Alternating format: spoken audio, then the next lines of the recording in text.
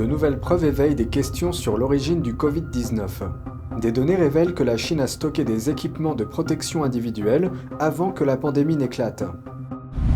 Les îles Salomon envoient des policiers pour une session de formation en Chine. En Thaïlande, un groupe d'environ 60 chrétiens qui ont fui la Chine appelle à l'aide. Ils risquent l'expulsion et cherchent une porte de sortie. Bienvenue dans Regard sur la Chine. La pandémie remet la Chine communiste sous les feux des projecteurs. En effet, de nouvelles preuves révèlent que la Chine stockait des équipements de protection médicale, ou EPM, bien avant que la pandémie n'éclate officiellement. Selon The Telegraph, les exportations d'EPM de la Chine vers les États-Unis ont chuté d'environ 50% entre août et septembre 2019.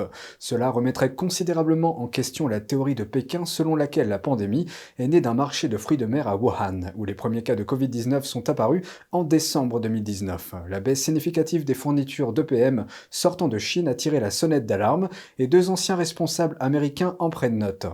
Le docteur Tom McGinn, conseiller principal en santé au département de la sécurité intérieure, et le colonel John Hoffman, chargé de recherche à l'Institut de protection et de défense alimentaire.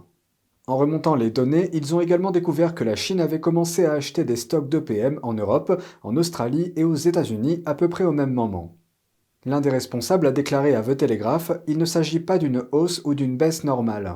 Il convient de noter que la Chine est le plus grand fabricant d'EPM au monde. » Des années après l'épidémie initiale, on s'interroge toujours sur la chronologie réelle de l'émergence du virus dans l'environnement du Parti communiste chinois qui a amené ce qu'on appelle aujourd'hui le Covid-19. Il est désormais encore plus difficile de retracer le parcours de l'infection. Les autorités chinoises ont désinfecté le marché des fruits de mer de Wuhan juste après l'épidémie.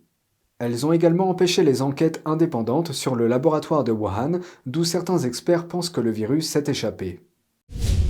Le chef des services de renseignement britanniques, Sir Jeremy Fleming, a lancé un avertissement à la Grande-Bretagne.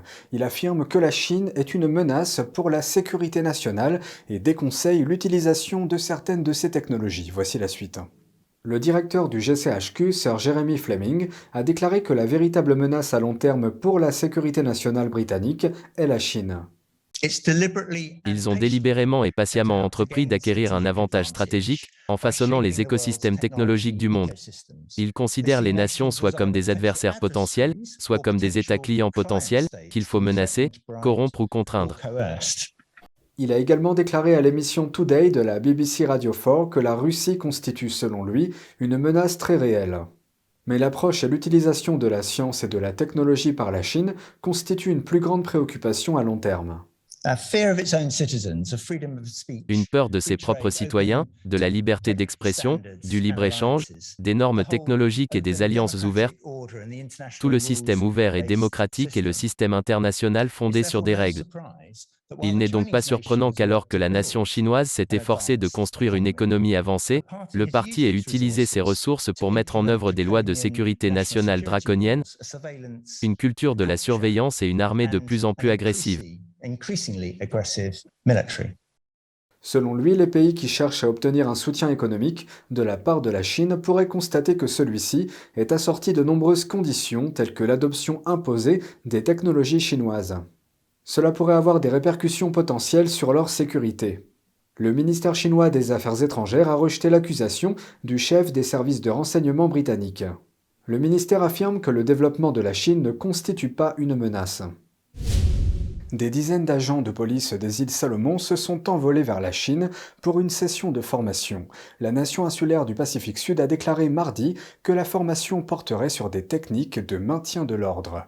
La formation amènera 32 agents en Chine pendant un mois où ils visiteront divers postes de police. Au début du mois, la police chinoise a organisé une autre formation pour une force de police locale dans les îles Salomon. Ces formations s'inscrivent dans le cadre d'un pacte de sécurité signé par les deux pays au début de l'année. Cet accord a suscité des inquiétudes aux États-Unis et en Australie, qui fournissaient traditionnellement un soutien policier dans cette région stratégiquement importante.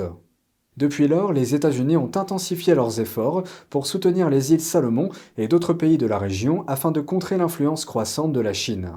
Le mois dernier, lors d'un sommet avec les dirigeants des îles du Pacifique, l'administration Biden a déclaré qu'elle enverrait des formateurs en maintien de l'ordre du FBI aux îles Salomon cette année.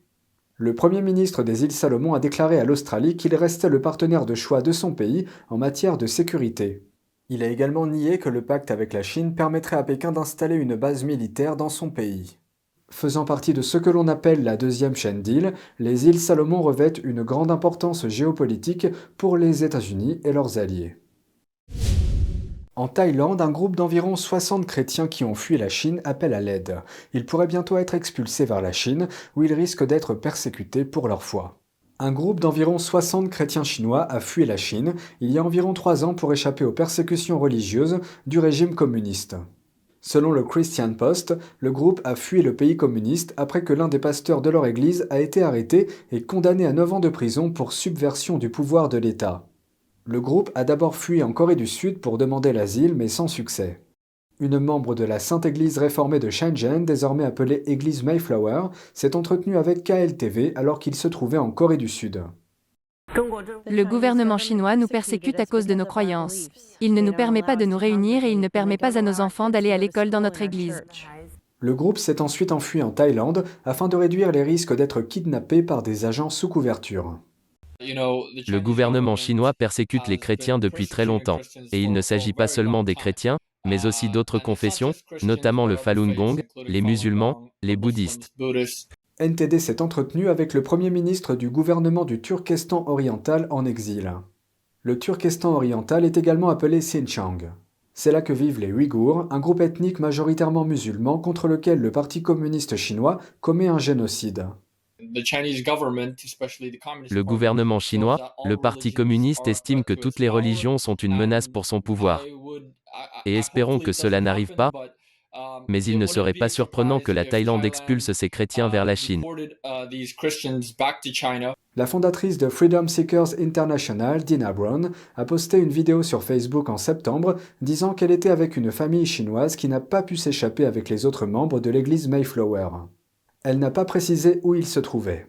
Freedom Seekers est une organisation de défense des chrétiens.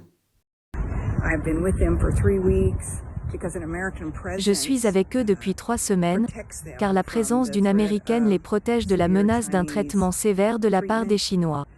Je m'envole dimanche et je serai remplacé par d'autres Américains qui ont essayé d'assurer une certaine protection ici.